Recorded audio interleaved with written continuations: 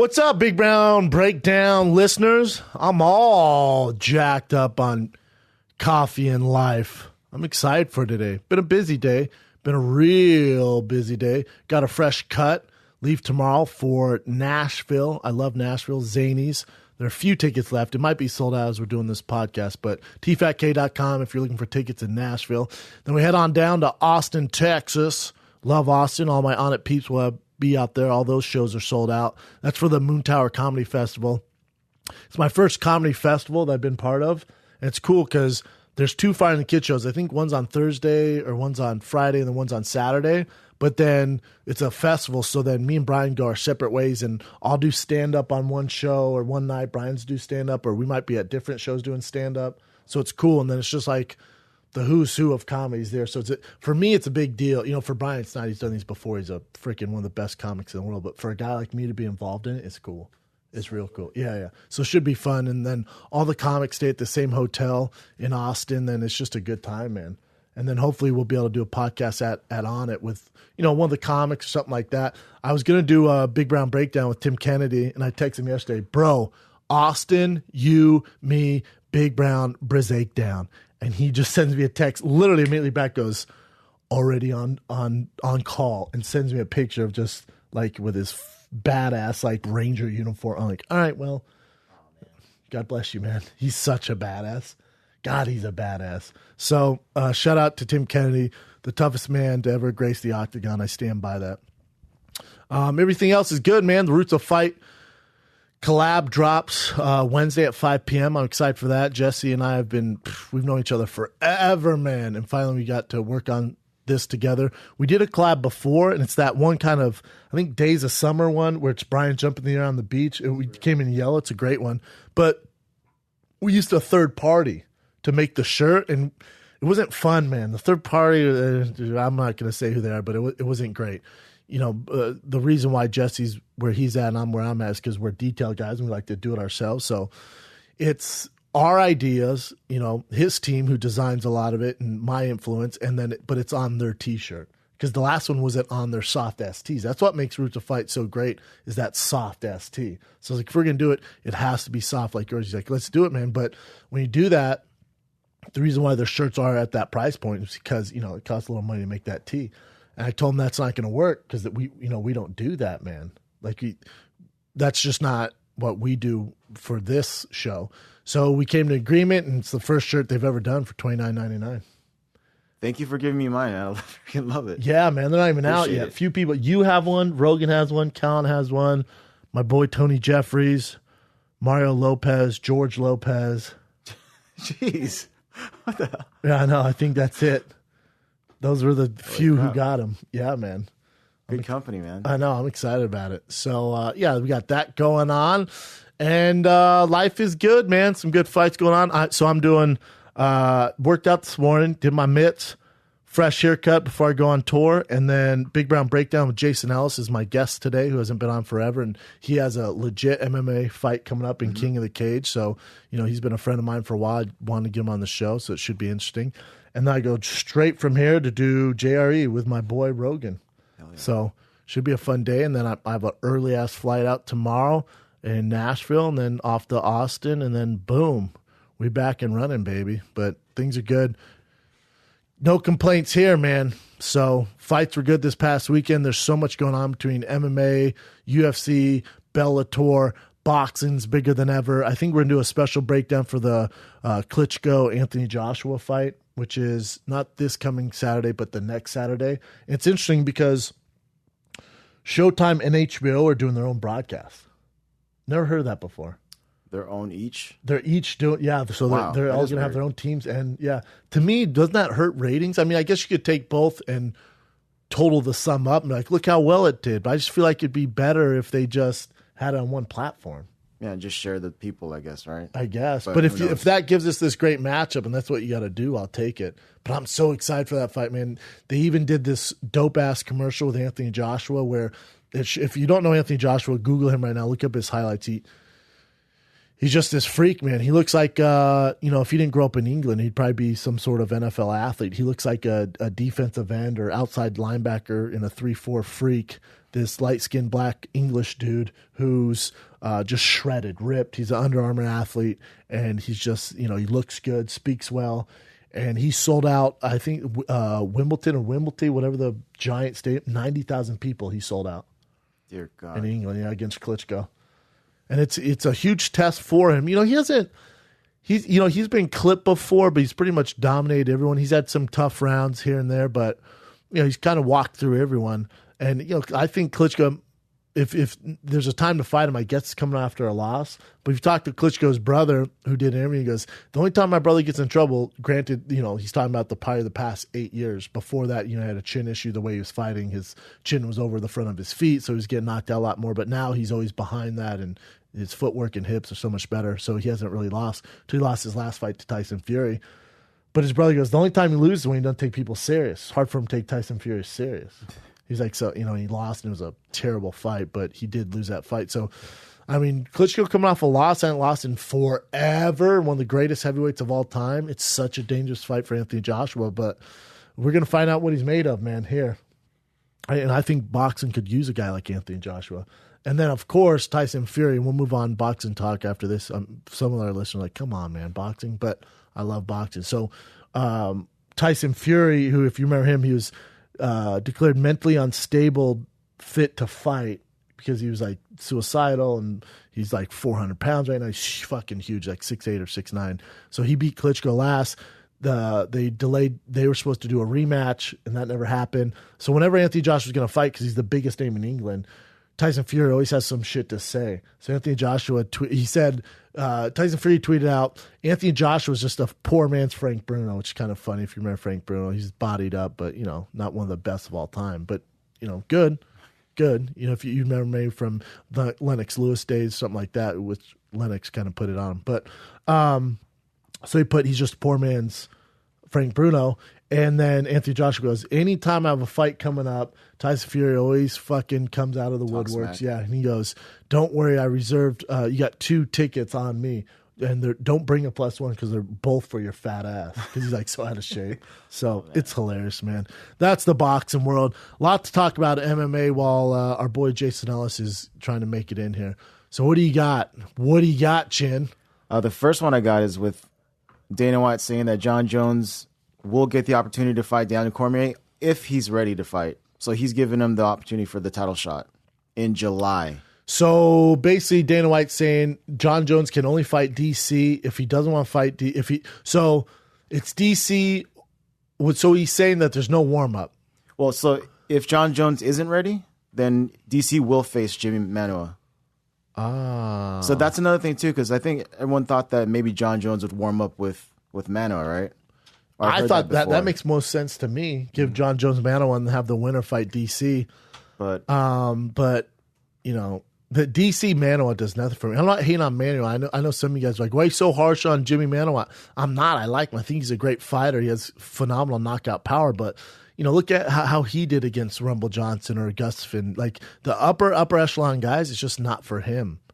Cormier, he'd have an easier time with him than he would Anthony Johnson. That's talking about Anthony Johnson who didn't want to be in there. So, I don't know if that July 8th timeframe works for John Jones with the suspension. I think we're looking at more of a September fight. So I think DC's going to get Jimmy Manuwa in July on UFC 213, and then John Jones later in the year.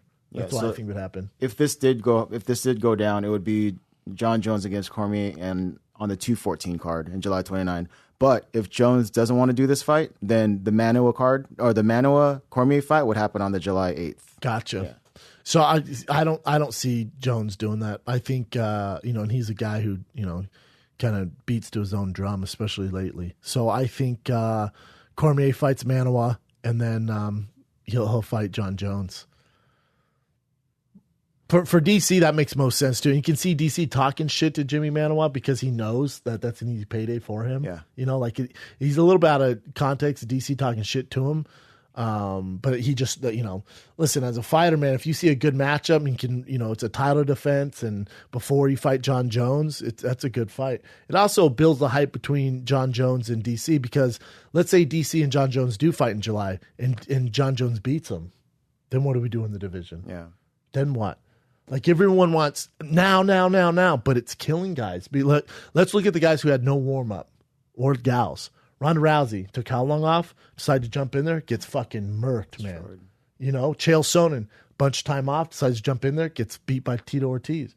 Like, you need these warm-ups. And I know UFC and Bellator, they want these huge paydays, but it's very short-sighted because you're ruining the product.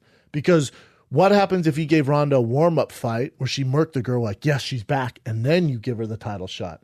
Then you're double dipping, man. But they're looking just now, and it's ruining the fighter. Yeah, and DC's super smart. That's why he's pre-planning. Hell yeah, he's stuff. smart. That's the easiest fucking payday ever. So DC, just like I said, he fights Jimmy Manoa, and then he'll fight John Jones. Sounds good. That's what's gonna happen. What else you got, brother? The next one is Chris Cyborg. We talked about this last week, how she was saying she wanted to fight out her contract. Jeez. So since that time that she said that, she said her manager called out to the UFC, to Sean Shelby, asking for another fight. Yeah. And it's been 2 weeks, and she hasn't heard anything back. So she's like, if you're not going to find a fight for me, give me my release. Doesn't work like that. Yeah. Like, I get what she's saying, but you can't say, I'm fighting now or release me. Well, you're under contract, so it just doesn't work like that. I get her frustration and all that stuff, and she's ready to go. And, but remember, they did offer her 2 fights that she turned down because of weight cutting issues and, other personal issues.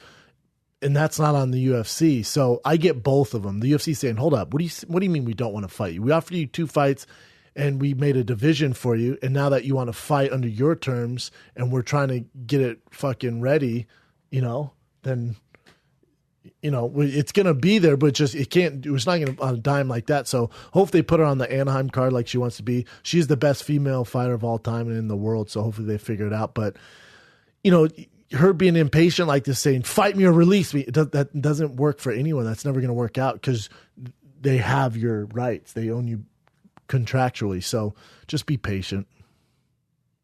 What else you got, brother? All right. The next one is, this is the first day that they're checking out these numbers, so it could change. But apparently the Johnson versus Wilson Hayes card was the lowest drawing overnight numbers in Fox history with UFC. That's a bummer. Here's a double thing. So Demetrius Johnson also said that he believes that kind of stuff is happening because they're not promoting him at all. He's right. It's true. Yeah, Mighty Mouse is right on this because that was a great card. You have Jacare and you had Whitaker on there, you had Michelle, Rose, the other fighters, Tim Elliott. Smoker. So, yeah, Smoka, which was the Fight Night, you called it. But, it's not – Demetrius' job is to win fights, and he is regarded as the best fighter of all time by a lot of people. He has this fan base, on Twitch. He's big on Twitch. He plays video game. I don't get why the UFC doesn't use that audience and bring, my boy Pete, who runs a huge gaming industry. And Pete, I'm sure you listen to the show. He used to be at Fox Sports with me. Now he runs one of the biggest gaming companies in the world. Why not link up Demetrius Johnson with these Twitch users? You know how many millions upon millions and hundreds of million Twitch users there are? Enormous, Why not market him to the gaming community where they can get behind a guy that will tune into the fights? Like, they're trying to market him like everyone else. It's not working. It's not crossing over. So maybe think of something different. And the numbers are so low. And I've said this. It was a great card, and it's not getting the attention it deserves. Just like this week's Nashville card. I didn't even know it was this weekend until someone brought it up. Until I realized I was doing a fucking breakdown. So it's not good, man. So he's right. He's the best fighter of all time. He doesn't get the promotion, and they're not doing a good job promoting anyone unless your name's Conor McGregor or Ronda Rousey. The thing that's crazy to me is the UFC's so Dana White went on Conan. He goes on Fox Sports. He goes on ESPN to promote what? Mayweather, Conor. He's not even fighting in the UFC, and you're promoting Mayweather. He went on fucking Conan to promote that fight, not Demetrius Johnson, not Daniel Cormier, not Woodley, not Bisping, not fucking Jose Aldo, not these guys who are in your fucking wheelhouse and fighting right now. He's going on to promote a fight that might happen, but because they have this big nut, it's the only thing people are drawn to, and they're just adding fuel to the fire. So to see those numbers are so low on a stat card like that is super disappointing. You know how you're saying that Twitch has all these different, people that are involved in it, so many different fans? he was saying that on one of his gaming things, on his Twitch things, he was asking guys out there, hey, have you guys seen any promotion for my fight? He said nobody saw anything. And these are guys online and like are watching TV. I agree, man. It's a bummer. It's a super bummer. So they need to figure out. They're just right now, they're trying to keep their head above water. You know, they took out another loan of $100 million. They're just, oh, wow.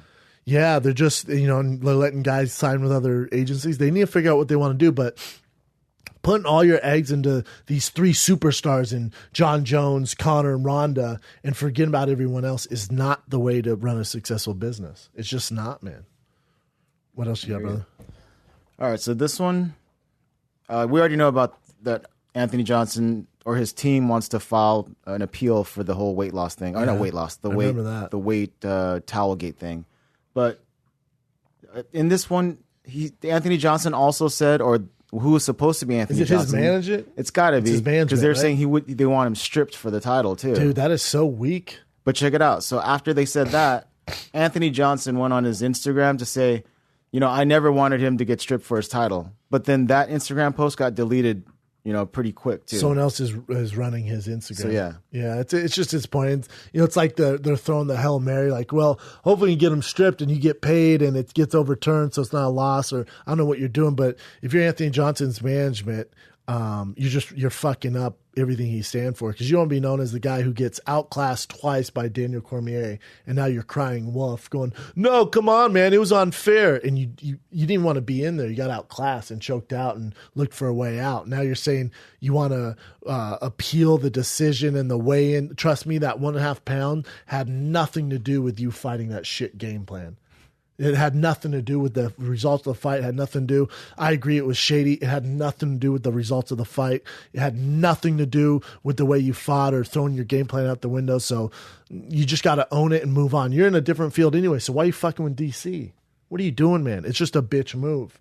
And he's better than that. I don't think it's Anthony Johnson. I think it's his management doing that. Oh, I definitely think it was his management, because I think the Instagram post was Anthony Johnson, yes, saying I didn't want him stripped, but then I'm sure his manager was like, no, take that off. If it was a close fight, like back and forth split decision, I can see like his manager being like, let's do this. But when you get outclassed and you retire, a fighter's fighter, like he's a guy's guy. You're not going to cry wolf. I'm like, no, that didn't count, man. That's some bullshit. He cheated with that towel for 1.5 pounds. Like real fighters don't do that. And he's a real fighter. That's his management. That's some bitch shit. Let's go on. All right, let's see.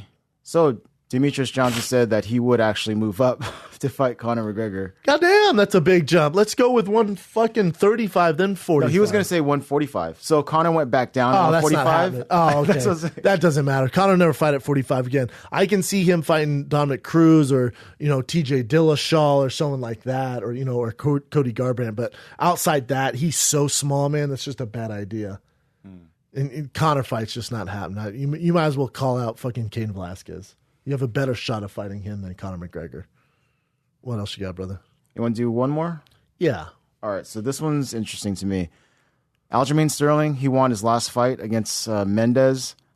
I think it was Augusta Mendez or something like that. Yeah. So he was saying that he had to alter his game plan and his striking ability, and not use as many kicks this time and use more punches, because the judges can't understand. Yeah, that's a smart guy. You know, he's right. You know, the knowledge of the sport isn't up there with the judges. So, you know, it's true. There's certain things where, you know, a takedown it goes way beyond anything you could do, you know, as far as kicks or takedown defense or stuff like that. So if you're going to jump to guard and go for submissions, they don't score that really, because they're unknowledgeable of the ground game and grappling, kicking especially. So smart dude, man. I like this Sterling fella. Yeah, I'm not mad at that chain at all. And he's a little beast, man. So he had 2 consecutive split decision losses. So of course you're going to need to change something, because he's feeling like he's winning the fight, but he's getting fucked. And if you looked at the actual strikes, you know, the total strikes, those companies that do that, it showed that he had way more strikes than both the guys too. But I'm assuming the kicks made up for a lot of it. Yeah, that's the thing. So yeah, it's smart, man. Love it, man. Well, those are good, Chin. I think we need to jump on into this Jason Ellis interview. I think so. Let's do it. The man, the myth, the legend is here. All right, ladies and gentlemen, one of Man, I would consider you a good friend, man. And I like you. That doesn't sound too good. Yeah, we're cool. You don't talk to me that cool, much, man. but I guess you're a busy guy these days. We're both busy. You're busy too. Anyways, ladies and gentlemen, Jason Ellis, the one and only from Sirius Radio. He has his own podcast, the fucking Daredevil himself. He's training for a professional MMA fight. Yep. And you're just all over the place, man. I'm trying. Things are good, though? Things are awesome. Yeah. I just got back from New York, so I'm a little tattered. It's funny. I feel like jet lag is worse than training 3 times a day. Agree. I don't know how that actually works out, but my ankles are swollen. I just really desperately want to have a nap. I had 2 weeks off work, so I was living like a fight life. I was like going to the gym 3 times a day, and I was like, I might have a nap. I'm like, fuck, a nap. This is fucking amazing. I feel like flying's just super unhealthy. Yeah, right? I feel like when I get done flying, like I just do not feel good. I've never got off a plane and went, man, I feel great. You know. Every time I feel like pure shit. Yeah. I think it's the recycled air. You're up there in this aluminum can. Germy people. Yeah. Everyone's all germy. You train with like healthy people. You brush shoulders with healthy people. Most of them are healthy. True. And then you get on the plane with the general public. And the general public are a bunch of dumb, diseased rats. Oh, that's good. Rats. Bunch of dirty pigeons. They are. They're fucking disgusting. Ugh, more cheese with my fucking bread and just... soda, and I don't need water. I just need beer and soda. I'm like, you guys fucking suck. Hey, Jesus Christ. What's in New York, man? I went to the Howard Stern show to take all my clothes off and wrap my dick in a package or whatever and give it to George Takei to unwrap and jerk me off on fucking syndicated radio. Yeah. Hold the fuck up. I'm glad you missed that. I was hoping everybody else missed it too. You got you got your start on Howard Stern, right? Is that where you kind of that's your roots? Is Howard Stern? Yeah, I mean that's the first person it's the only person still to this day. The reason I wanted to be in radio is because he made it look cool. I was like, that's a gig I could get into. Besides skateboarding, this is cool. So I always my goal was to be my version of Howard Stern. And then how did you get your foot in the door with Howard Stern? Because I'm sure by you saying that, and he influenced me, but how many people say that actually worked with him and got on the show? Well, I was on Sirius before he was, and then when he came to Sirius, I was like, wow, cool. But still thought never will I meet the guy or anything. And then what was his name? Reverend Bob Levy, a comedian, was on my show, and he was friends with Howard, and he was like, you should pitch yourself on the show. And I was like, pitch myself? He's like, yeah, like pitch him a stunt. So I had like some stunt ideas, and then he brought up the idea. He's like, you got a foreskin and sell. The stockbroker's got a foreskin. You should see who can have the most M&Ms in the foreskin. So I pitched it to Howard's people, and mine was whoever won, the other person had to eat the M&Ms in the foreskin. Oh, wow. And they were like, you don't need to do that, but we'll do the game where how many people can put the M&Ms in the foreskin.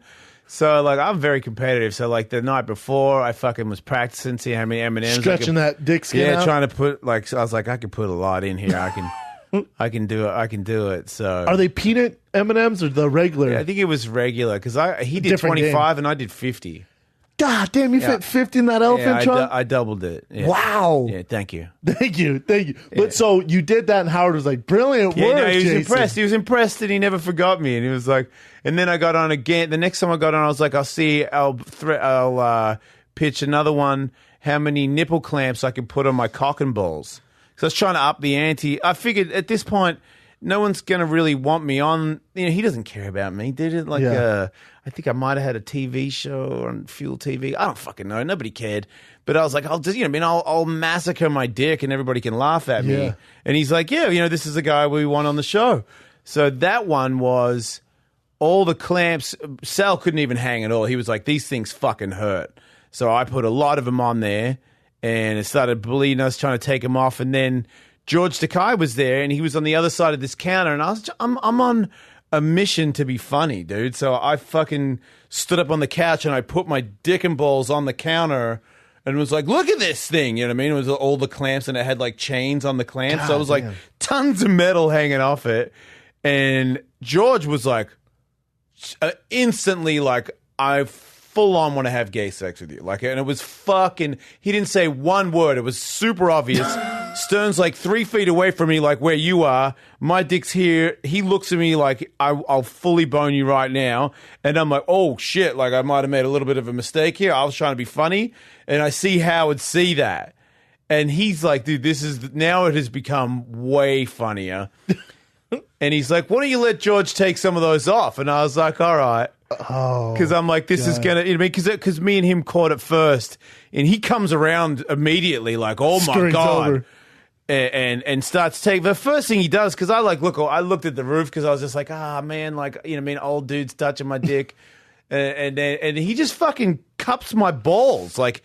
I mean, that got nothing to do with the clamps, no dude. clamps there, bro. Yeah, like, that was the bit where there wasn't any clamps, and he's just like, oof, and I'm like, oh, like it flinched me because I was looking at the sky, like trying to go to my happy place.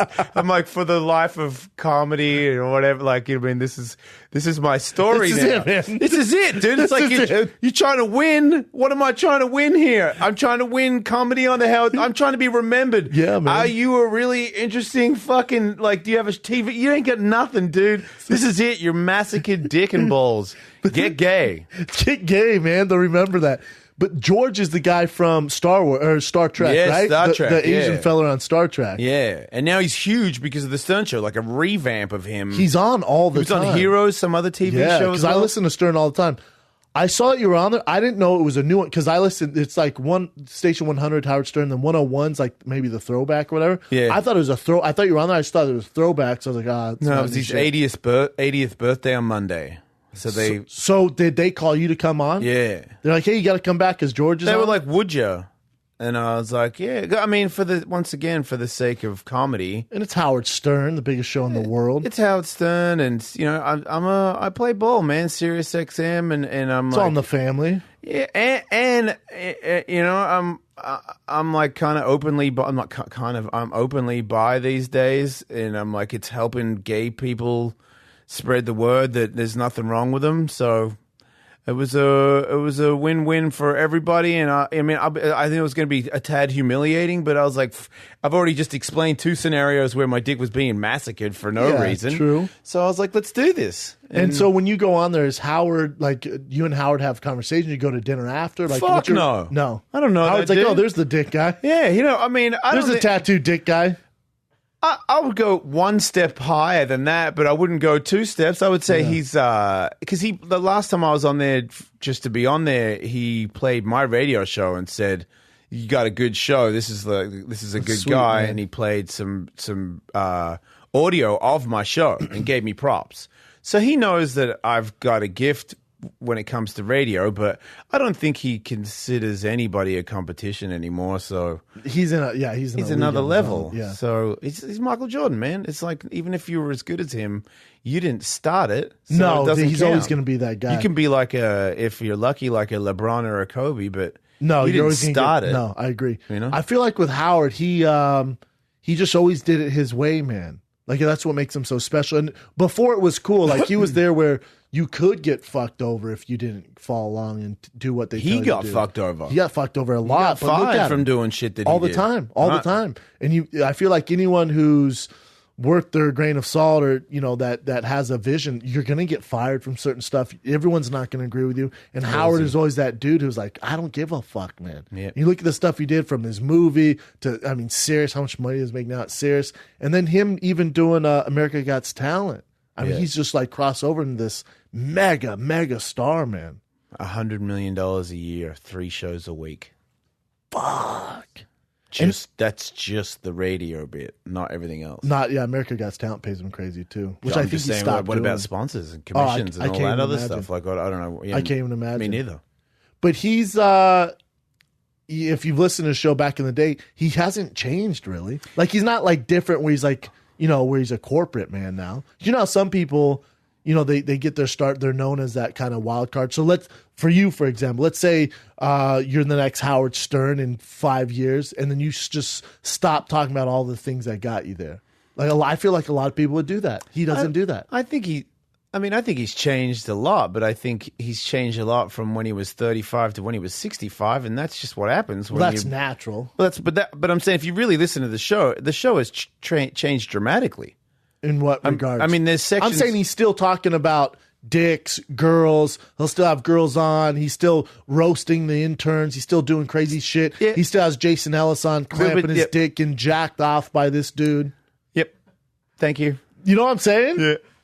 Yeah, no, I back him. I mean, people have their opinions about him, but I back him 100%. I feel like, he evolved. He's got like different stars on. I think there's a different line of questioning when it comes to big time celebrities that he does now that he wouldn't have done before. He throws softballs now, and he gets bigger names more frequently. And I understand what that's like. I don't get A-lister people because they can't control me. I'm not. If you say we'll get this guy on or this girl on, but you can't ask this, and this, I'll just opt to say no. Not because I probably wasn't even going to ask that. I just don't want to be told that I have to do something or not do something. It doesn't make any sense. Yeah, that's not going to work well with you. I might accidentally ask that. I know. And it would be an accident. I wouldn't do it on purpose. I'm not like... So you've had guests, because sometimes I'll text you, I'm like, God damn, I was like, damn, Martin Lawrence, he's a huge guest. Who completely shut down on the show. I heard he wasn't great. What happened? Nobody really knows, but if I had to guess it, I would say because I'm a white guy who has too many tattoos, and he is a little bit not that into that. Where he thinks you're like part of the white supremacist group? Or I didn't say that. I'm just saying. Like, I feel like he might be a part of the black supremacist group. Yeah, I hear you. I can see that. Okay, that's fair. And I could be completely wrong, but might be. I've heard stories from people I've worked with where he's a little different, especially now. My other theory was maybe he chewed on some lithium pills or some shit or something to just a little out of it. Maybe he had some stuff to like make him not be a psychotic person or something, and it was making him super slow. Makes him suck.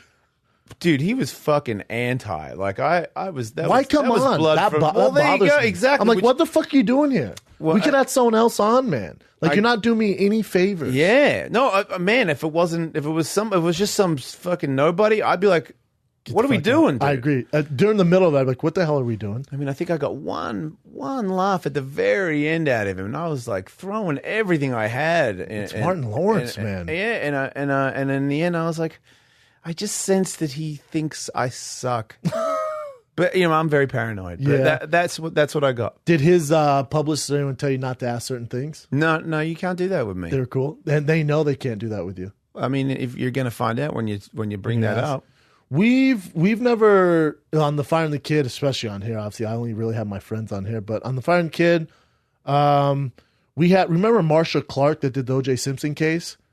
Remember her? She was the like main defense lawyer for the O.J. The real lady, the real Marsha Clark, the real fucking lady was going to come on here because during that whole O.J. Simpson like trial thing on FX, I love that show. I was always talking about it. Her people got a hold of me, like she would love to come on. I'm like, fuck yeah, because I'm balls deep in O.J. Simpson. Can't ask one certain thing. Can't talk about O.J. Simpson what trial. What the fuck? I went, well, the fuck we didn't talk about? I don't care about anything else. Where you went to law That's school? That's the greatest test of all time. I went I just went. I'm not trying to be offensive or at all, but the answer's no. Like I have no idea what we're talking about. Television?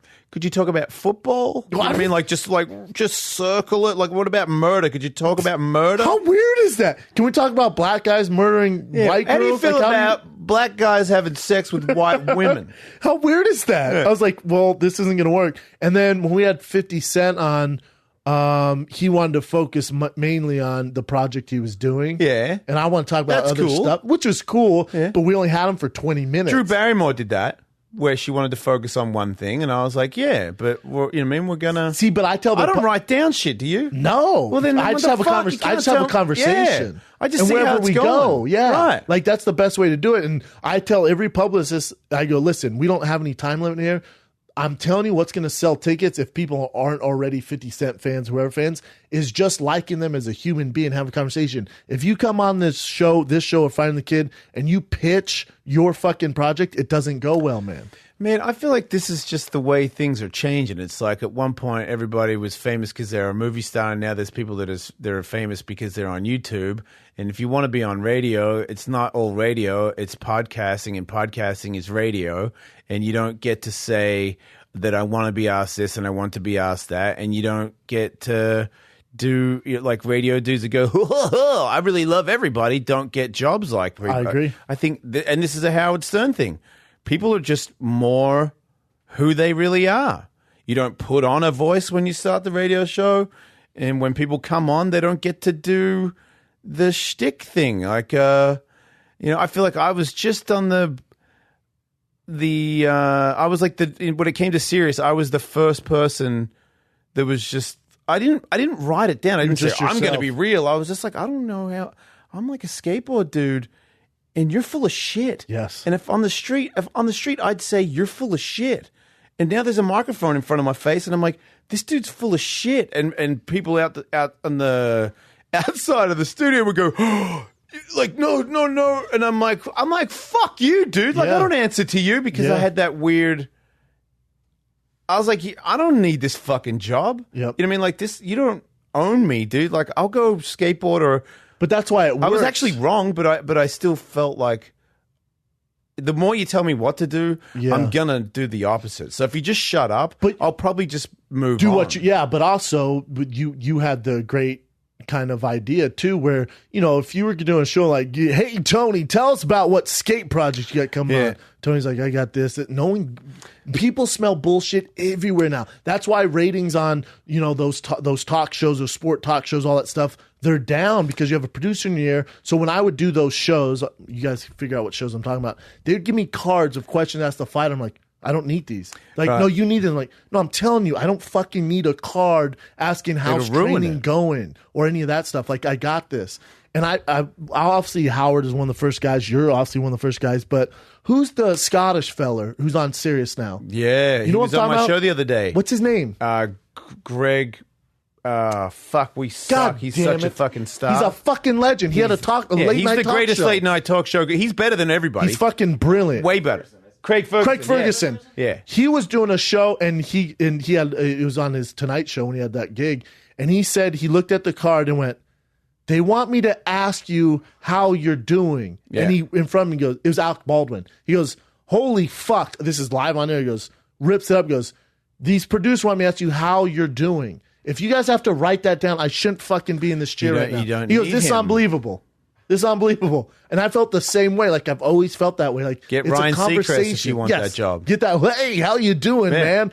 He needs that written down, because otherwise he's just going to be like, ugh, eyebrow wax. Like, he doesn't know. He doesn't have the personality to carry it. He don't have the personality. And also, he's this robot, but also, I feel like if you're that guy that has to line up questions and do all this stuff, you're not listening. Because if I ask a genuine question to you, you give me an answer, and I'm just thinking about, okay, ask about his fight coming up. I'm not listening to your fucking answer. You've been on shows before where they'll ask a question and they're over there thinking about it. So you're like, I'm now talking to the side of someone's head. Dude, for a while, when I first, when we were doing promotion for this podcast, not for this one, but Fighting the Kid, when I was still fighting, and I was kind of making the transition, and I was doing, Adam Carolla, Doctor, all these shows, Loveline, all that.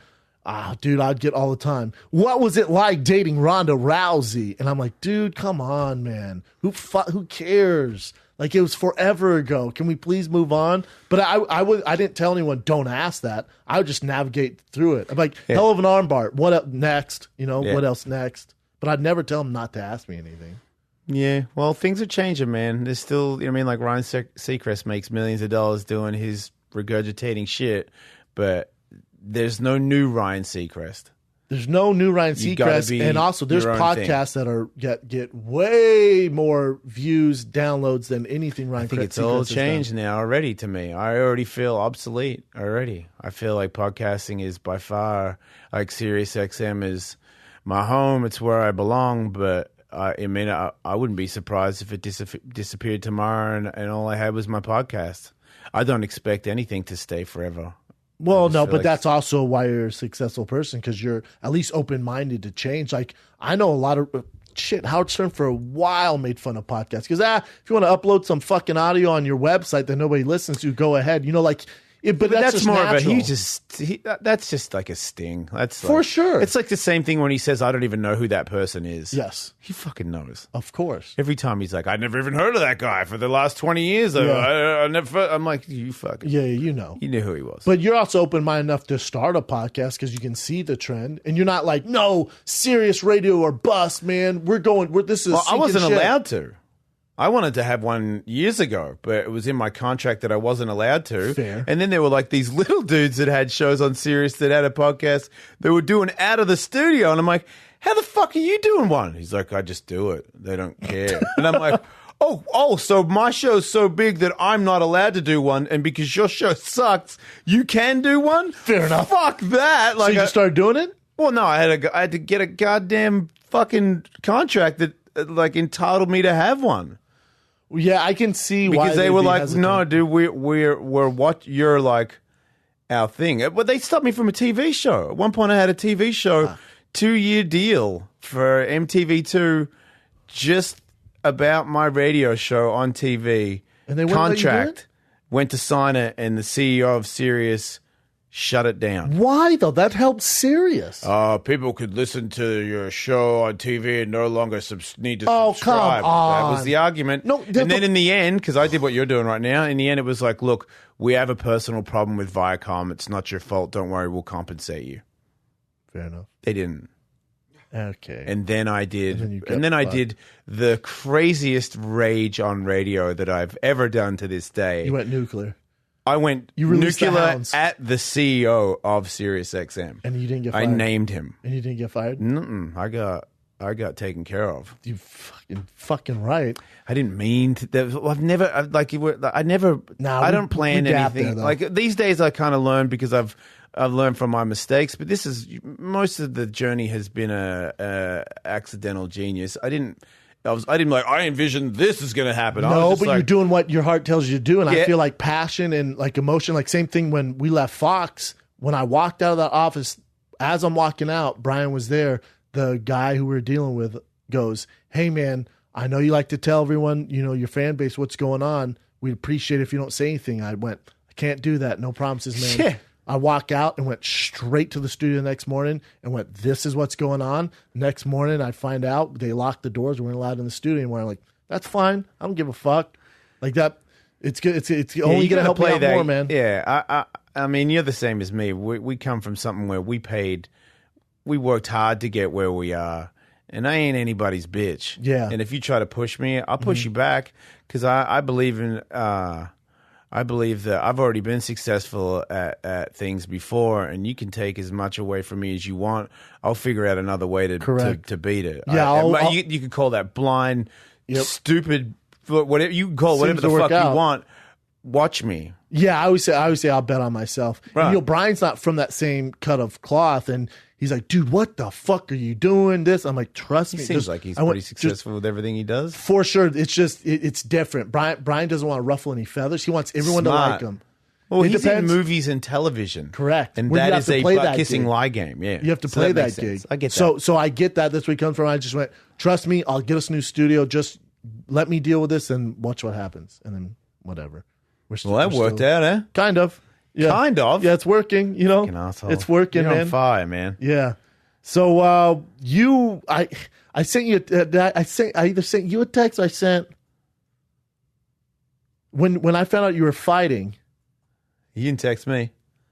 I text Aubrey, Marcus, we're talking about it. You Oh, because said, he was out here. Why is your boy so stupid? Nope. I'm done with that, man. You know that. We've had Good. that. I'm done with that. Good. You do what you Let me go. That's You're all I'm fucking doing. Jason Ellis, man. I'm You're having a good You got to time. do what you want to do. That's right. Where'd it come from? Because forever, for those of you that don't know, you were literally on social media going after CM Punk. Right. Because did it start off as a joke, like you wanted to fight CM Punk, and then it got serious? I mean, that inspired me for sure. Why? I was like, because I felt like, I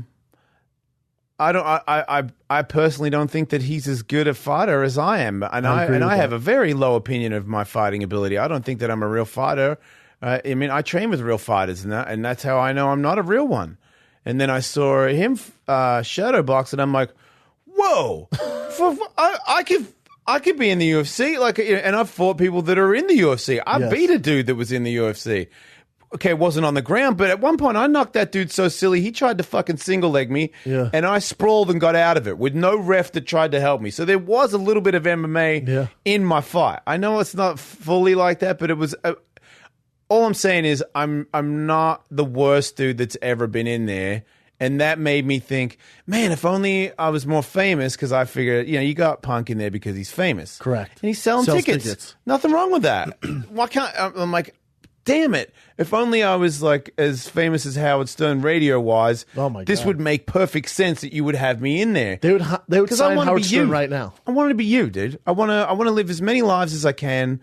I feel like my little brother died when he was 24, and I've always since then wanted to be as many things as I can to fulfill things that he never had a chance to do. That's fair. And I love fighting. I watch it all day. I fucking talk about it all the time. It's a passion for you, for sure. I fucking love it. You love it. I boxed for 3 years straight.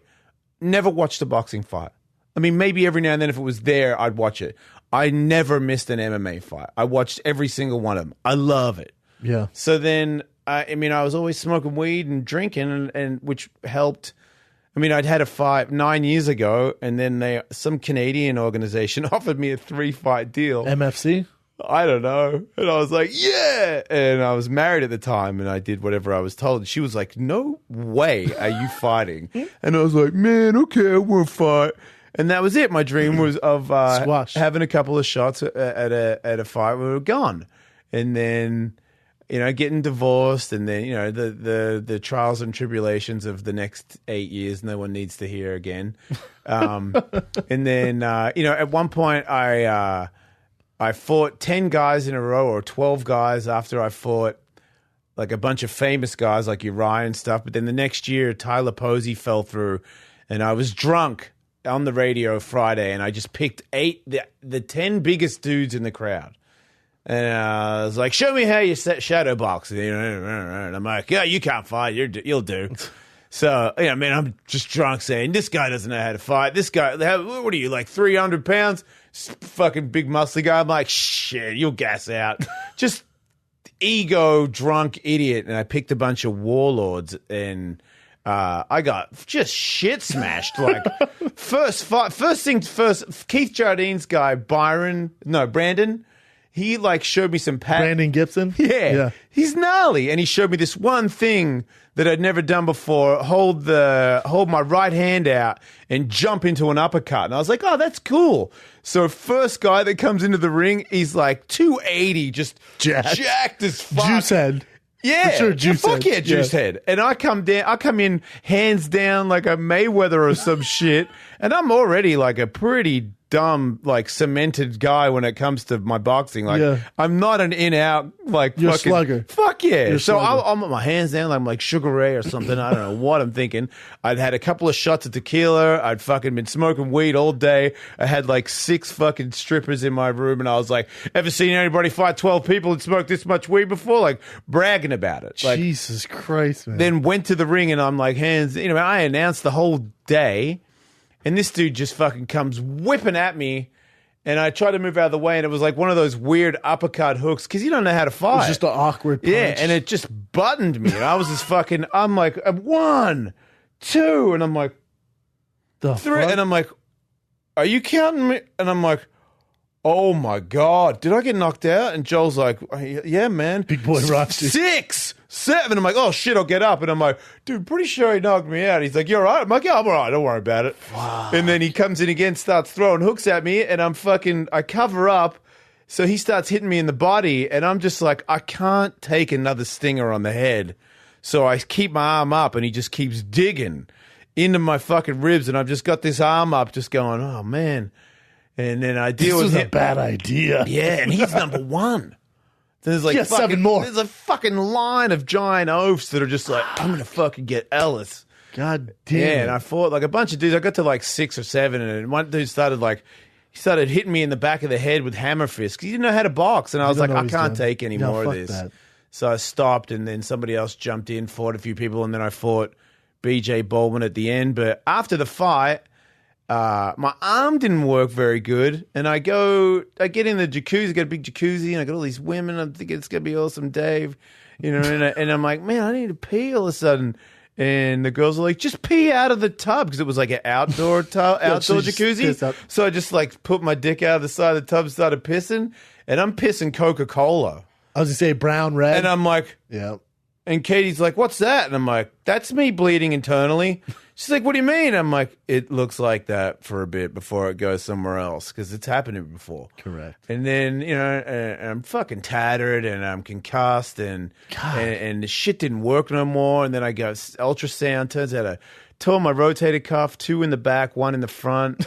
And, internal bleeding, and then, concussion for sure. Yeah. Fucking knocked out. Of course. And then like 3 other dudes fucking rang my bell after that. Dude. So then I get the PRP, and the dude's doing the ultrasound, and he's like, you see that? And he's doing the ultrasound over the top of my shoulder, and I'm like, what's that? He's like, your shoulder's separated. And I'm like, well, fucking that makes sense, man, because it does not work. Like, it's been bugging me for like 2 months. I'm glad you said something, man. Yeah. And he's like, what the fuck is wrong with you? And I'm like, I don't know, man. I don't know, stuff. bro.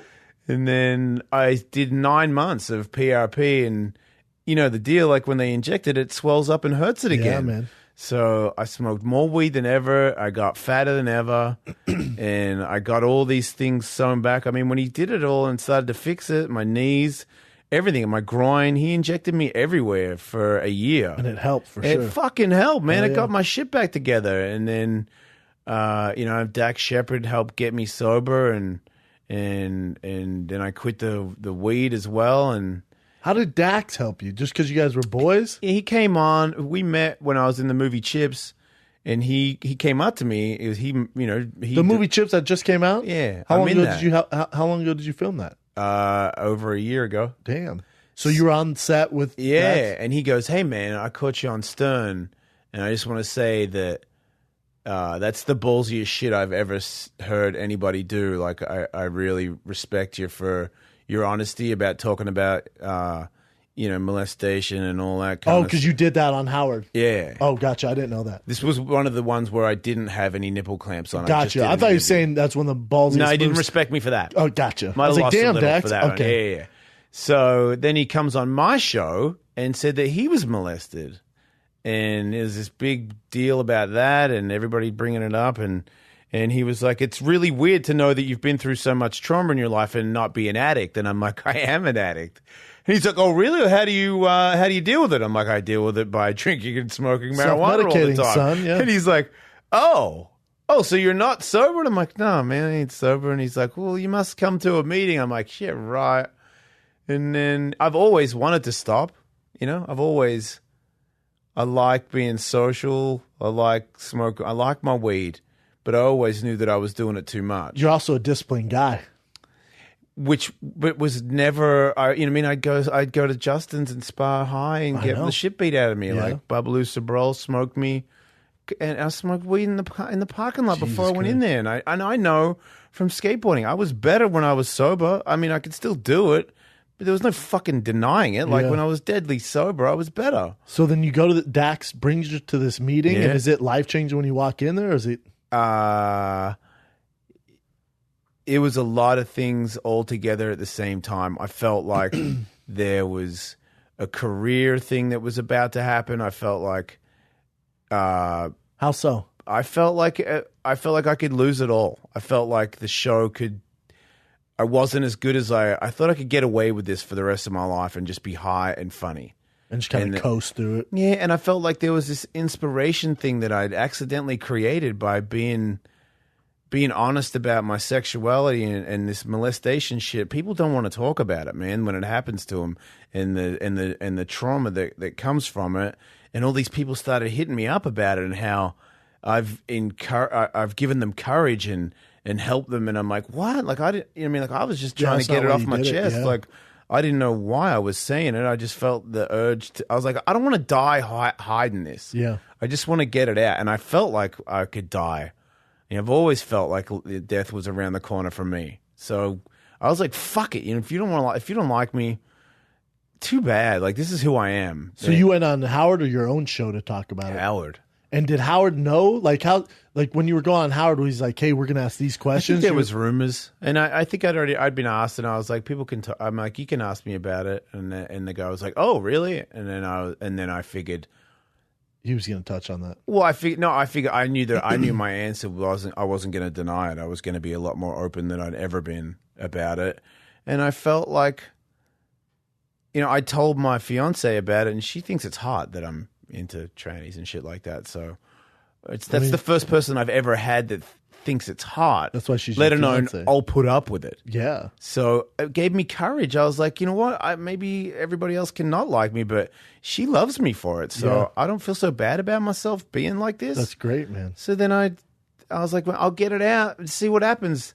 Being molested, that made me feel better. I felt like I needed to get it out, and I got it out on the Stern Show. So I was like, fuck it, I'll admit that I'm bi as well. And really, in the last year or two, I wouldn't have even been able to tell you whether I am or not. I just figured that sometimes I take a lot of drugs and let get weird, trannies get weird on me. Well, because I remember when I first met you, and then getting to know you over the years through the show, you would never admit you were bi. No. And then someone told me, I'm like, no, he's not bi. That's why I said he gets drunk, does wild shit.'s not bi though. Like, no, he fucking said that. I'm like, really? Yeah. And that's how I found out. Yeah, that's really is like a lot of people did that, and that's not tough. a bad thing. Just because no, it's not, I know, dude. I know. No, you're a fucking grown ass man. I know you Ellis, don't think it's weird. I mean, really, he actually said that on air. He came out and said that. Yeah, I have a lot of old friends that think that's really weird and wrong, and that's fuck them. That's cool. That's who cares? How does it affect you? Why would anyone care or judge you? I cringe about it a little bit. I'm not gonna lie. I mean, I'm me forever. There's nothing I can do about it. But I'm not gonna lie and say that I'm fucking. I mean, I love to know that some of my old friends are like, man, really? That's fucking disgusting. It's a bummer, man. Why is it a bummer? Who gives a fuck? It's sad to know that people think that.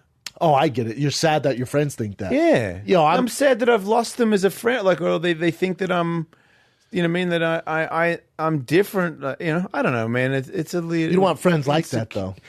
Obviously. Yeah.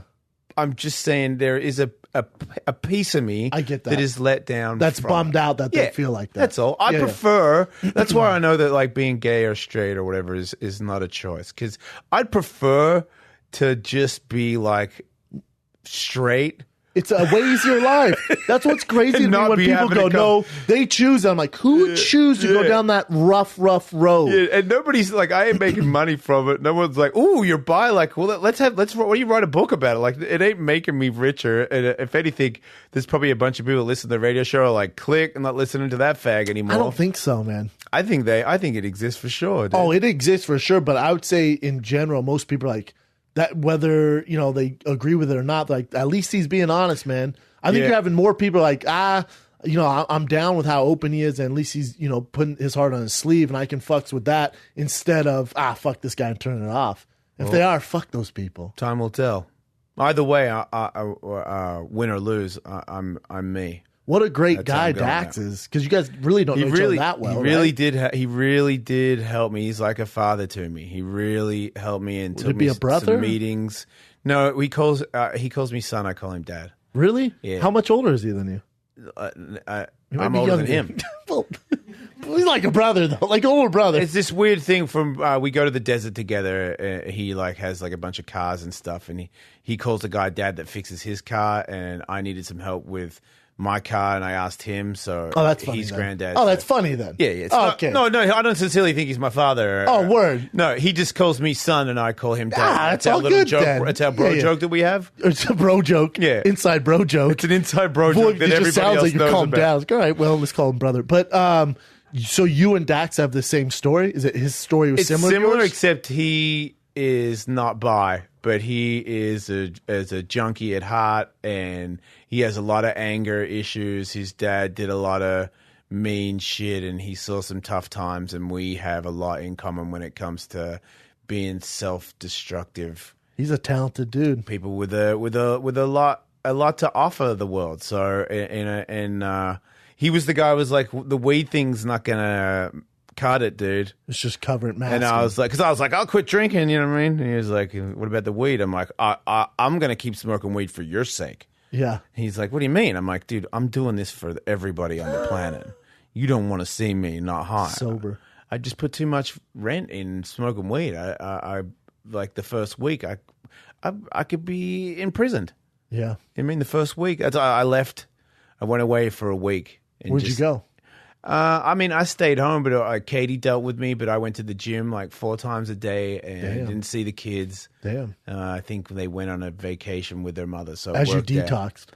Yeah, I mean, it's embarrassing, but marijuana detox was. I mean, the sleep, the dreams, and really, I think the main thing was I came into it expecting the worst. So when my brain became irrational, I knew that this was just an irrational wave of emotions and not to take it so serious. Yeah, you're gonna get and it. I fucking trained it out. Like I was just like, I'm not going home to sit there and be like, where's my weed? Yeah. I'm just gonna fucking train it out. Smart, and then my body came back at the same time. I had the PRP. My shit started to move again. I started to get into kickboxing. I started to get into jiu-jitsu because I could do it. There was a time there where I was like, I gotta quit. I can't walk after I train. God damn it. And then the PRP like helped me. I trained and I was like, I'm hobbling, but I'm okay. And then the next day I'm okay. And then MMA became, I got it again. Like I could do all of it again. I could fall on the ground and not just wake up and be like, oh my God, I'm trash. Like the body could hold enough to do all the facets to my level of satisfaction and be fulfilled. And then that's when the Punk thing came. So you're like, why? Well, if he can do it, why the fuck can't I? Yeah, and I will vouch for you would 100% beat CM Punk in a fight. And then I thought, watching him and watching everybody else everything that he did, I was like, you know what, dude? This is a gimmick, and this is not what I want to do. Would I take it? Well, I mean, dude, my career, it would help my career. I'm not a moron. You mean gimmick because it's like one and done? He's not a real fighter? Yeah, I don't want to fight because I don't want to be famous. Act. Yeah. I want to fight because I want to be a fighter. Yeah, you're not fighting because you're going to make a quick $1 million and be gone. No matter what that's why I took this deal. I took this fight early. I envisioned 6 months from now I was going to take a fight. But then I thought people are going to catch on, and I'd already got offers from a couple of other bigger organizations, and I was just like, I'll just fight down the street, and then King of the Cage hit me up. I was just going to fight like at a local venue around here and just have a fight. Just do a fight. Yeah, just fuck it. I trained at Saxon's. They were going to give me a fight. Just because you want to start the natural process of like starting low and then working up. Yeah, and I didn't even really want to bring it up. I was just like, I'm going to go on the weekend and have a fight. Did these other promotions that reached out to you, they did it based off your social media where you're calling out CM Punk? Is that where it started? It's a shit-kicking version of CM Punk. They're like, UFC wants Punk, Legacy will take Ellis. They're like, we'll sell some tickets. We'll get some people there. And I was like, that's cool. And they were like, in 6 months. And I was like, yeah, okay.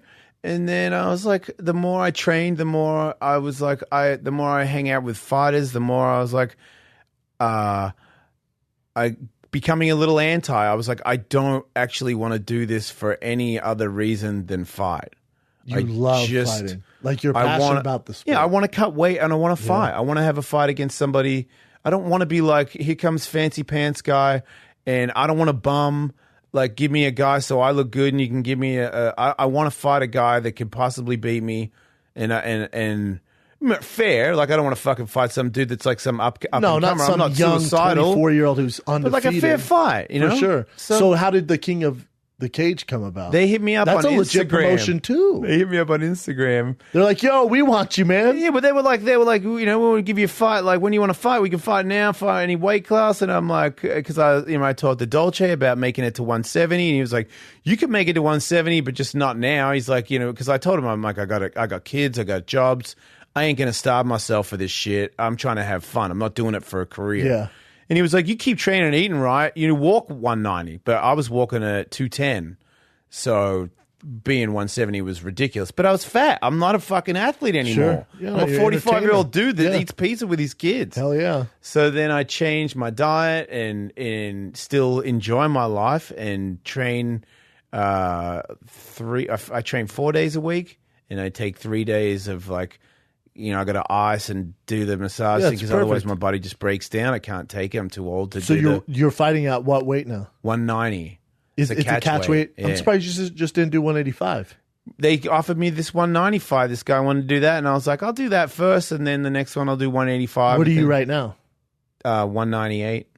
Perfect. Yeah, That's so I'm just super easy for you. Yeah, so I'm just, but I'm doing Dolce's exact diet. You're sticking to it. Yeah, I mean, the only time I didn't, when I was in New York, there was like, I made substitutes because, You're on the road. airlines don't have the Dolce diet on the menu. They don't have the Dolce Power Chili on fucking United. Yeah. No, so you do what you got to do to make things work. But So did you hire Dolce or he just wrote your plane? No, I saw him at the MMA awards. Yeah, he's one of the best in the business. And he was like- this last year MMA awards? Yeah, and he was like, "You're gonna fight?" I'm like, "Yeah, I want to know like what weight I could make it because these guys are pretty much offering." And he's like, "Text me, bro. Fucking come to the gym and do the scale thing, and I'll help you out, man. Like I can get you down. And I'm like, I know you can get me to 170, but I'm talking about having fun, novice 170. Yes, because I'm not looking to chill, starve man. and die." And he was No. like, "Oh, I completely understand, bro. Fucking, we'll do it this way, do it that way." And he's just helped me. He sends me a menu.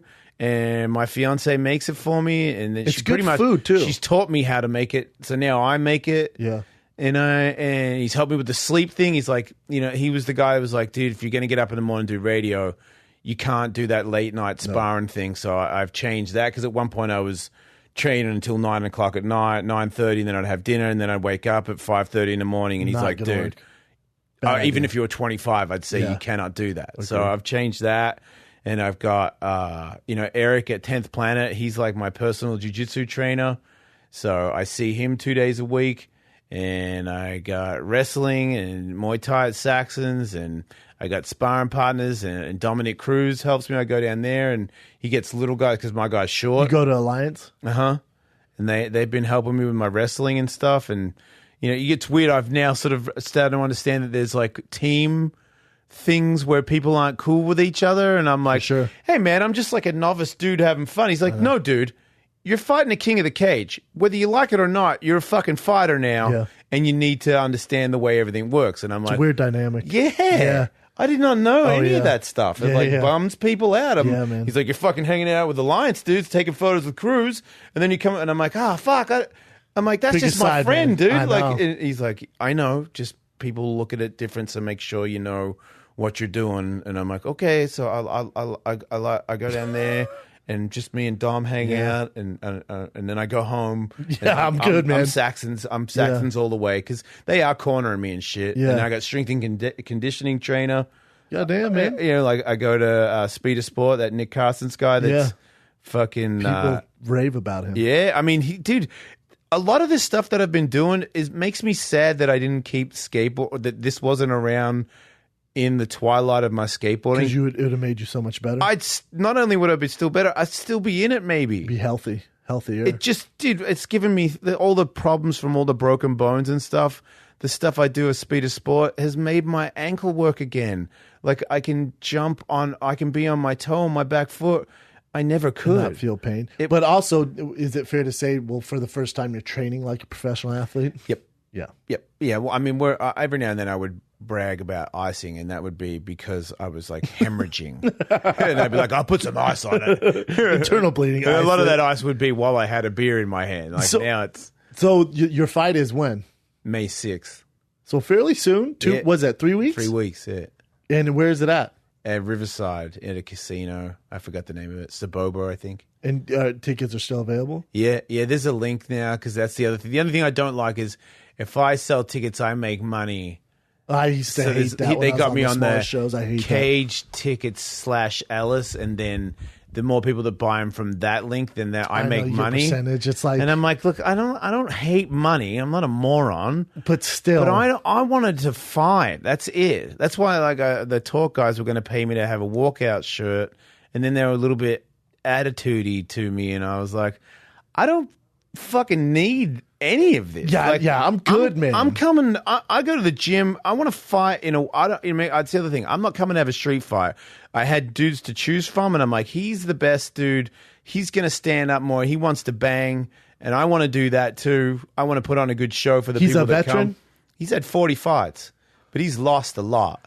Still, the experience is I know. priceless. Dominic Cruz, trust me, dude. Dominic Cruz has put the fear in me 1,000 times. He's like, I'm not even "It's trying a to put fucking- fear in you. I want the fear. Well, yeah, I want to be smart. Yeah, I'm just saying he has 40 fights, so he's seen a He ain't gonna huge be overhand. nervous. No, well, he'll be nervous. I don't give a fuck who you're fighting, but even if you're fighting CM Punk, you'd be nervous. Yeah. But that's just part of the game. Everyone's nervous. Anyone who tells you different is full of shit. I don't Yeah. care who they are. I've been in the back with some of the best. They were fucking terrified. Right. Anyways, but with 40 fights, he's going to see a lot of things that you haven't. Just Yep. like he's seen a looping right hand or he's seen this combo we've done before. Now, has he seen it executed the way you're going to do? Probably not. Are you going to beat him? Yeah, 100% think you're going to beat him. Just 40 fights mean he's seen some shit. Win or lose, he's been in a lot of situations. That's what I want. I want a tough fight. I want a fight where I feel like anybody can win this fight. And he's you said shorter guy? Yeah, he's short as How fuck. short? He's 5'5". 5'5". You're how tall? I'm 5'11". So he's 5'5", Almost coming at 6 foot. 190. So he's going to be a takedowns would be fucking tough unless you get him against the cage. Yeah, I'm not looking to take him down. I'm just saying. But my jiu-jitsu is 1,000 times better than his. That's probably his worst part.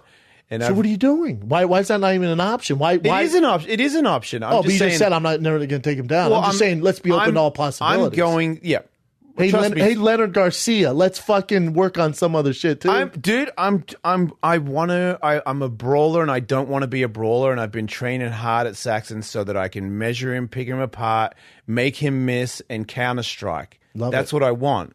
If I rock him, I'm going to take him down. I'm going to submit him. That's the plan. That's what I wanted to hear. There's no. I'm not trying to be a hero. Yeah. I'm not going to be like, get up, let's fucking finish this. I got brain damage. I don't need any more. I understand that.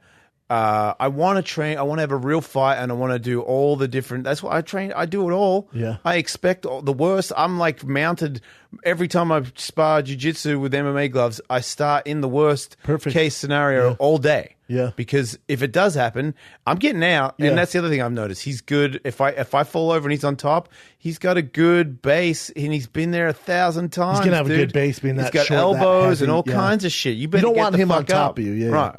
So I'm gonna get the fuck up, and I'm gonna make him pay. I'm racing cars the same day. That was an accident, but I love a challenge. Okay. No one's ever been in a professional race car race and a professional MMA fight in the same day. Ever. So that morning that's some Donald Cerrone shit. So that morning you're gonna do race car driving. Yeah. Then go from there to your fight. Yeah. I'm gonna win my race or get on the podium, and I'll be on the podium, and then I'm gonna get in my car, I'm gonna drive from Temecula to Riverside. I'm gonna fucking wrap up, and then I'm gonna get my hand raised in the cage. Please tell me someone's documenting this. I mean, you're Yeah, entertaining. Yeah, perfect. Yeah. And then That's I'm dope, gonna man. eat pizza and cake. And then Together, maybe. I might put them inside each other. Oh, I like that, like a sandwich. Mm-hmm. But then Pour a milkshake over it. So then let's say you win your race, win this fight, and then you have a deal with King of the Cage. No. Do you do more, or then you're just on to the next one? I'm a free agent. I love this.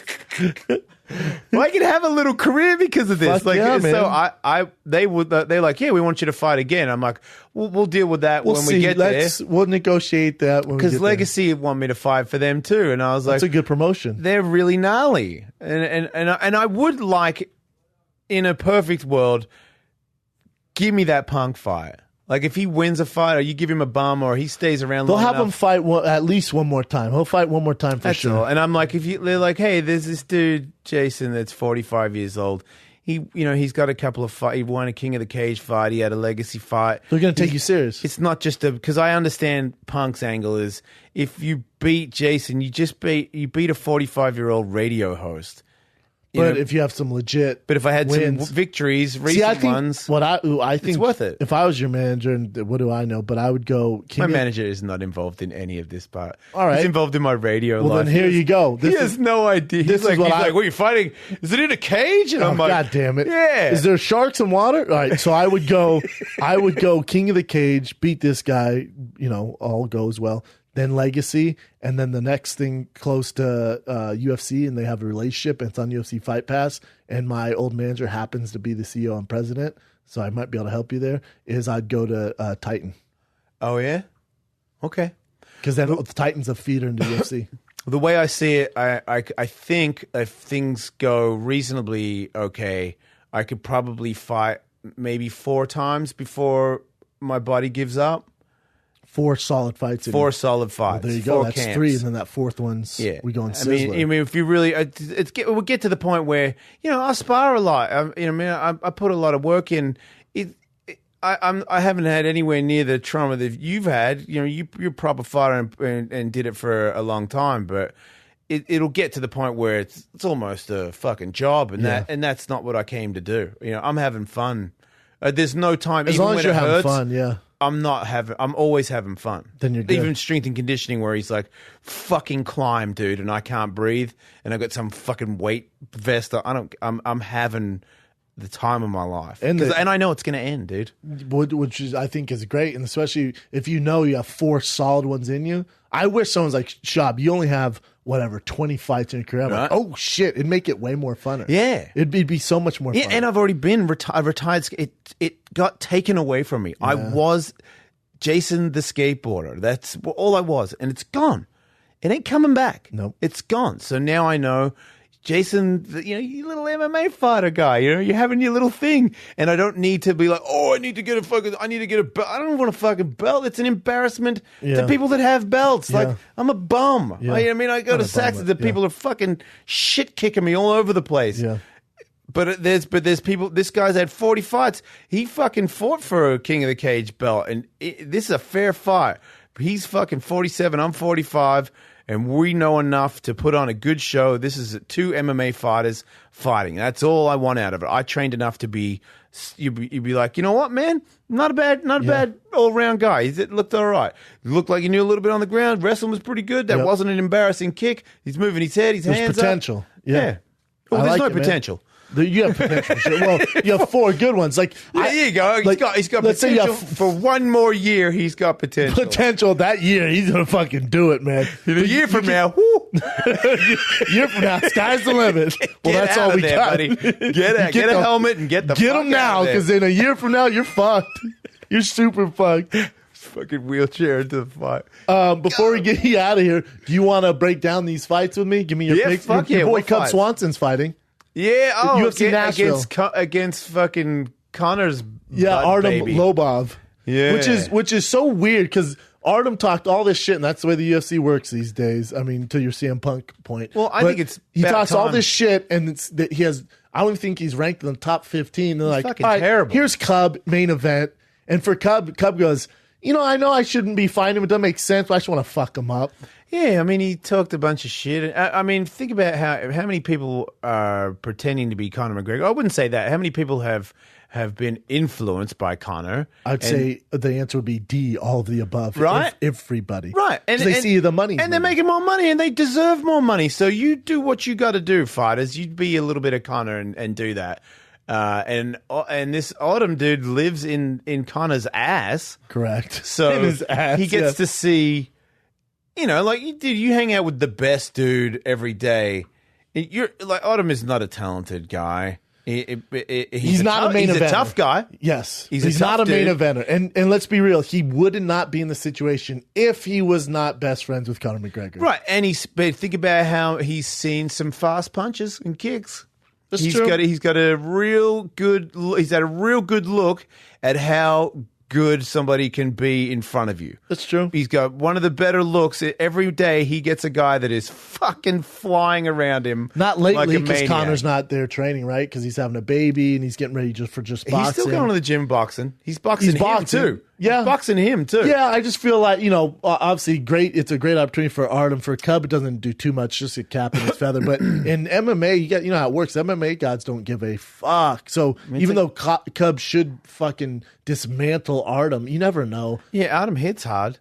He hits like a Mack truck. And he has gotten better. From Ultimate Fighter, he's gotten better every fight. I bet you he's got way better now, too, because he's fucking hanging out with all those dudes. He's probably got like 2 or 3 new little things that we don't know about because Cub's been around way longer. You kind of know Cub these days. So this card, and even last week's card, it's flying under the radar. They're just, I don't know, maybe they have too many shows, something's going on, but they don't promote them too well. But this card's fucking stacked, man. It's better than most pay-per-views. Most of the main events, and this main event sucks balls. Yeah, Let's but be see, real. I feel like main events are just for the fucking general public. They are, douches.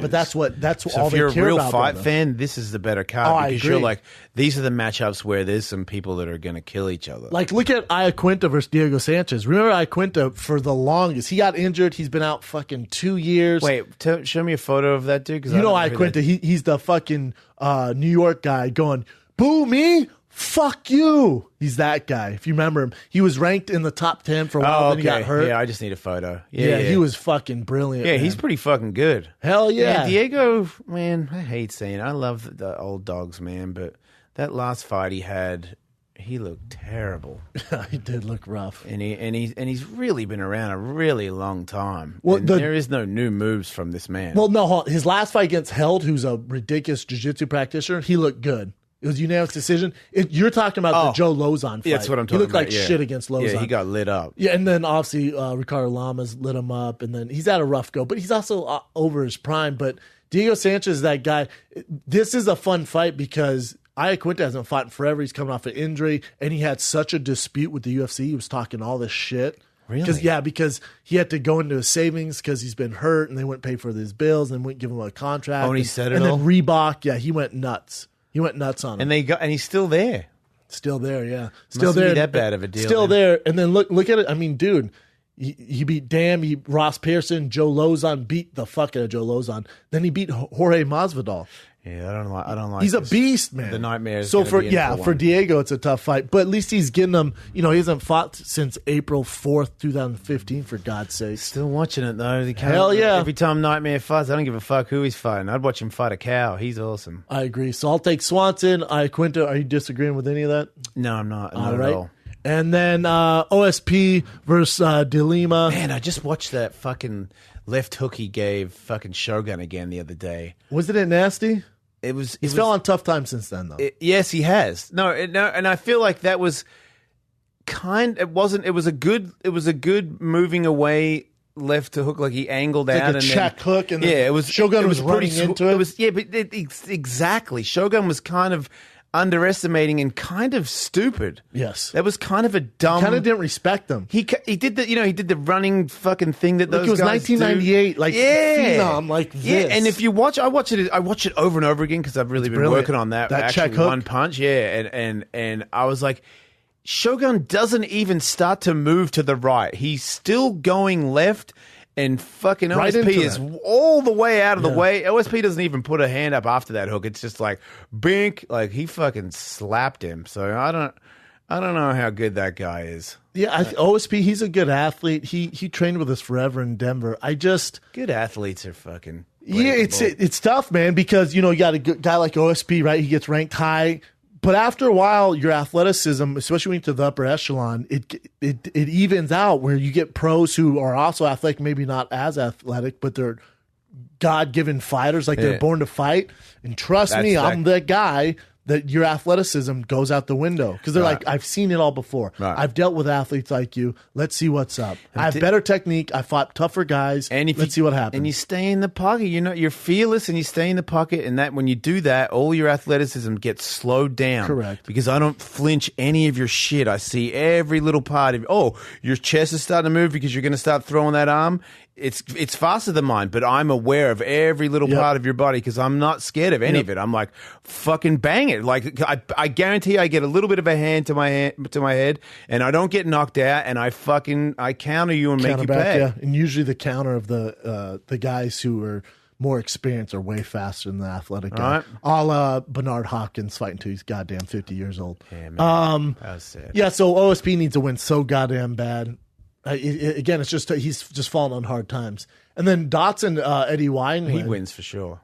OSP? Dotson. Oh, Dotson over Eddie Wineland? Yeah. Fuck, Eddie Wineland. If you remember Eddie Wineland, on UFC 128, he fought for the title. And after that, it's been a tough fucking go, man. Yeah, he's got that weird. I get it. You put your hands down, but I don't. He's the kind of guy when you're real fast, or let me say this: when you're faster than your opponent, sure, do that. But when you're not as fast as no one's fucking faster than Dotson, I guarantee you, he still has his fucking hands down because that's his style. Yeah. He's not going to adjust to fucking somebody who's faster than him and be like, oh, I should be a little bit more serious and keep my hands up for this.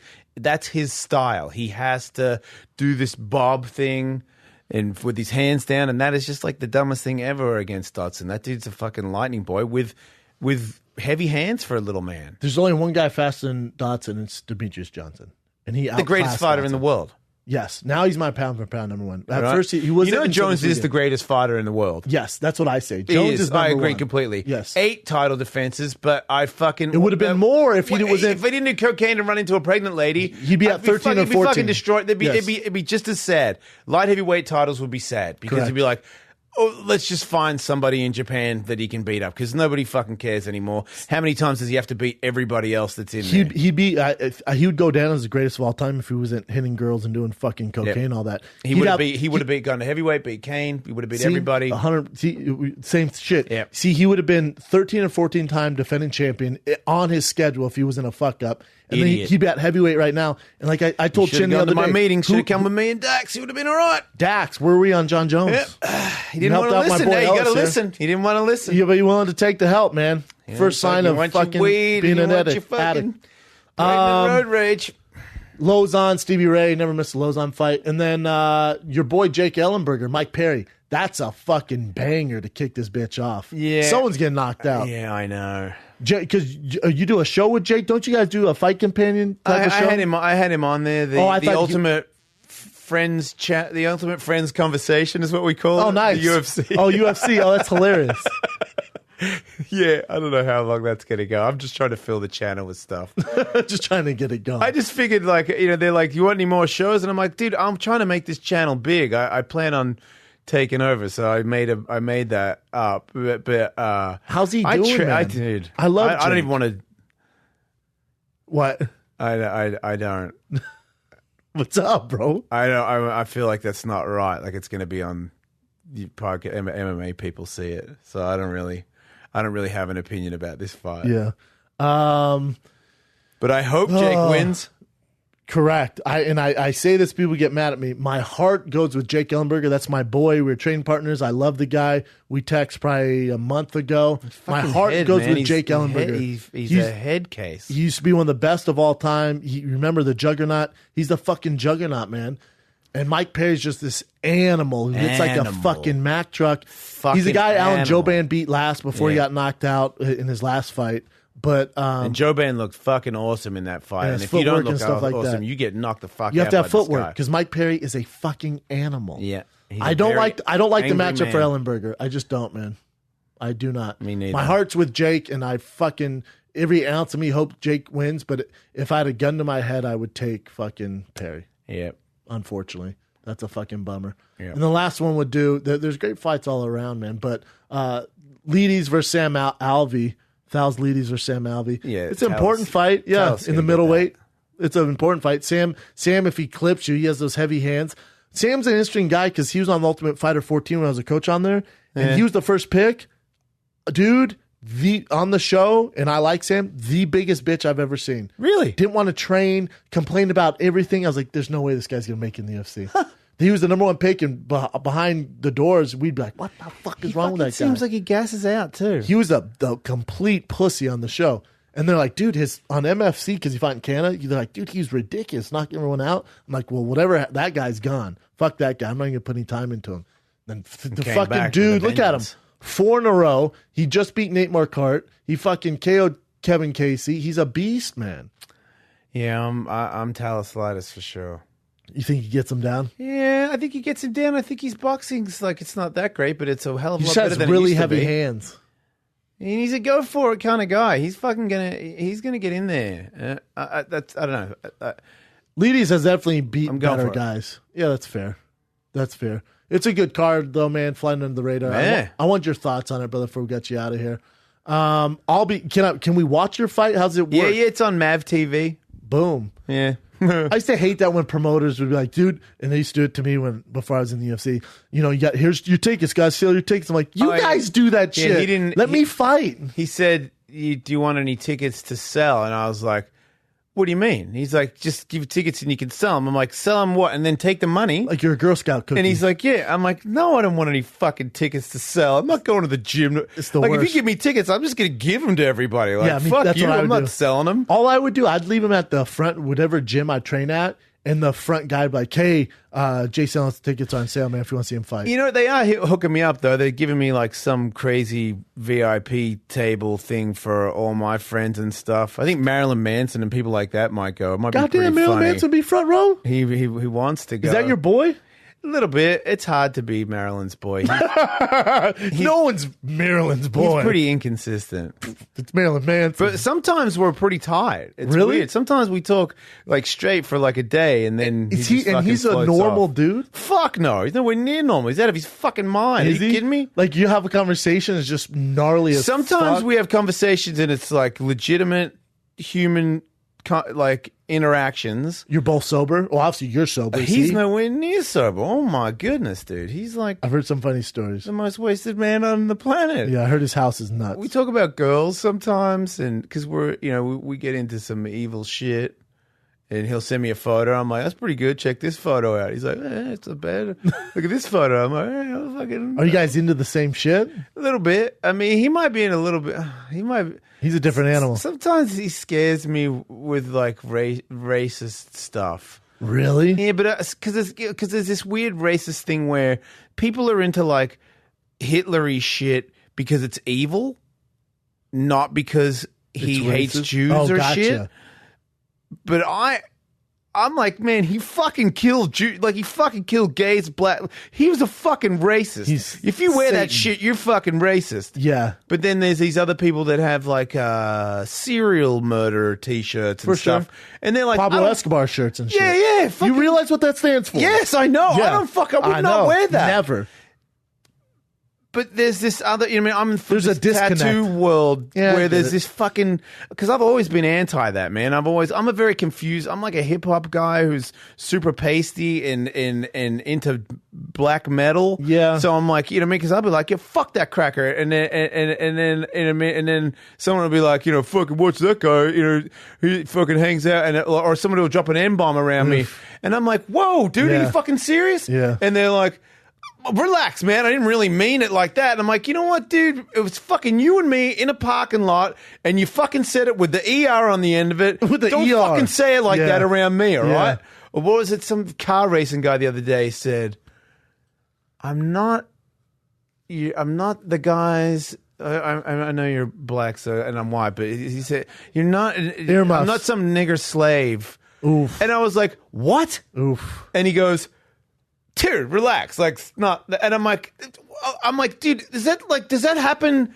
Does this conversation happen with other people? Yeah, you can't be my friend. I'm like, I'm not cool with that, dude. I'm not cool with that. And he's like, relax. I didn't really mean it. I got black friends. I'm like, do you fucking say that one around your black friends? Definitely don't. Have you been a nigger slave? Yeah. Nigger thing as well. Yes. He did it with the thing. That's the and super because racist. I can't get away with, I'm Australian. I don't say cheeseburger. It's not a cheeseburger. You know what I mean? So Yeah, I no hear matter you. how many Yeah, N-bombs I it's not drop, in you. I'm cool. You're in the safe zone. Yeah. Kind of. But I'm not. But I'm not because every N-bomb I drop could be the ER one. You For don't sure. know. We don't know. I could be a fucking secret Nazi. Who So I the fuck's racist this day and age? Fucking everybody, dude, and they'll say it in None of front of my me friends. because I look all weird and pasty, and I'm into motorsports and fucking. I got too many tattoos and They guns. feel like you'd be and in they're a- like, "Am I right, fucking couple fucking?" And I'm like, dude, Yo, how dare fuck you. off. Same as I'm having in a hip hop community. I've been in a hip hop community before where I'll tell you this story real quick before it ends. Yeah. Fucking Ludacris, who's been on my show, sweetest dude ever. 20 years ago, Ludacris, I'm hanging out in the snow and he's got some chicks and this chick really likes me and she's hanging out, white girl, one of his girls, and we're smoking weed and she wants to hang out and all of a sudden fucking some more boys walk in. What's up with this motherfucker?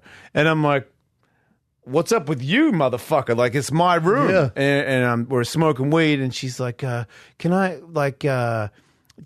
just make out with you? I'll give you, can I have your cigarette? I'll make out with you. And I'm like, you don't have to, I'll just make out with your ass. And he's like, you want to make out with this fucking white boy? And I'm like, fuck you. And you know what I mean? Like, wait a minute, I'm the bad guy? Yeah. Because and it's like the snow bunny wants to make out with the other snow bunny. I'm like, if you really want to get critical, this is our team. Right? If you really We're want the to same team, you bitch. we're just making out with each other. I'm okay with you making out with her when she leaves. Like, what the fuck's up with that? So I felt a definite, it's bad to be white in this room, and all the black people in the room were like, fuck this white guy. Hell no. So it goes, but and I was like, for sure. And I was like, man, I love Ludacris. I love hip. I love black people. I came here to see you guys. You know what I mean? Like, I didn't come here to be like, fuck it, let's get an inner white Let me circle steal the one white bunny in the room. I was like, if you have another black girl, you can have her back. Yeah, y'all trade this. I've been there, I'm man. way more I into- came here to fuck with the chocolate. Yeah, and I was like, it was very confusing because I was newly American, and I was like, I am finding this very. I had like a Lakers jacket on and shit. I'm like, Come on, you can't see. I'm not trying to relate here. I'm trying to fucking fit in. For like, God's I was sake. like, fuck it. I got a blunt. You know what I mean? I got blunt. I got a goddamn chain on. I had a fucking, listen I to had a hip diamond hop. chain. Yeah, I'm fucking at the Ludacris gig. Like, Come this on, is man. ridiculous. Me and Luda are sharing a blunt. Man, here, I for was God's fucking sake. really heartbroken because I was like, it was the DJ, the mixer guy. Oh hell no! He fucking, like you're not even part of the goddamn fucking he crew. hated me, and I was ordered like, chicken wings for everybody. okay, you're on your own now. That's, What? No, bro. I thought we were in the circle of trust. No, No. I don't bring up chicken. bro. Everybody likes chicken. There's no. Don't That's do what that I'm to saying. me. I'm the cool Yeah, but white you don't guy. say you don't. When They're you're extra crispy from Wingstop. When you're in the 5% of white people in your own room, you don't say I like chicken wings too. You don't do that. I just thought you're trying to get some brownie points, and you got fucking shit coming in the room. I wasn't and you got trying the hot to. white girl. I was just like, man, she's hot. You guys know it. We're on the She's same hitting fucking on me. team. Like, fuck, you're gonna hate me. And I'm like, wait, this isn't about that. This is about me being white. I'm like, oh, so she's cool because she's hot, and I'm not. Like, hell no. that's now I draw the line.